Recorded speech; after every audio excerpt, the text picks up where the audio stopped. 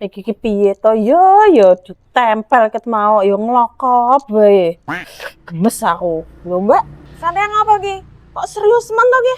Iki lho, Mbak, gara pakaryane anakku. Ket mau ra rampung-rampung kok. Gemes ke.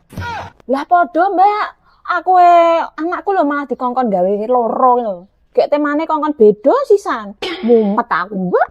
Iki jajane sing sekolah ki anake dhewe apa emakne to, Mbak dia? Sembuh, Mbak. Mak iki lho malah sing stres. Lah kan lho bocahe malah dolan kan lho layangan kae.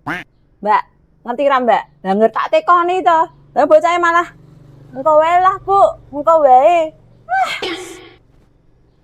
Delok iki lho, Mbak. Wis tak gawe apik-apik lho kok malah ambiar nglokop meneh iki lho. Tak jengkelke jan. Ah ya wis, Mbak. Aku tak balik sih, Mbak. Kuwi tau ngerjakke prakaryane. Assalamualaikum. Salam. Ya, Mbak Di.